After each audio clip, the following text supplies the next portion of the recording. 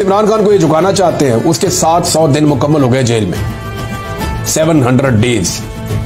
और ये मुश्किल तरीन जेल है जो इमरान खान ने काटी है। इमरान खान के बदतरीन मुखालिफिन कह रहे हैं कि जी हमने सोचा भी नहीं था कि ये आदमी इस तरह डट जाएगा, इतनी मजबूती के साथ जेल काटेगा, ये इतना बहादुर और दलेर निकलेगा, हमने कभी सोचा भी नहीं था। ये 700 दिन की मुश्किल तरीन जेल है, किसी और लीडर ने नहीं काटी है ऐसी। और ये जो लोग जेलें काट कर आए हुए ना, इनको इस बात का आइडिया हो गया है कि जब 2 साल मुकम्मल हो जाते हैं ना, तो उसके बाद 20 साल भी मुकम्मल हो जाते हैं, फिर उस बंदे को फर्क नहीं पड़ता। जितना वक्त गुजरता है उस आदमी को तोड़ना उतना मुश्किल हो जाता है। अब वो आदमी पूरी तरह एडजस्ट हो गया, अब उसे आजादी चाहिए, उसे कैद से रिहाई नहीं चाहिए। रिहाई में और आजादी में बहुत फर्क है। मैं जब कैद में था तो मैं अपने रब से इज्जत वाली आजादी मांगता था, रिहाई नहीं मांगता था। इमरान खान को रिहाई नहीं चाहिए, इमरान खान को आजादी चाहिए।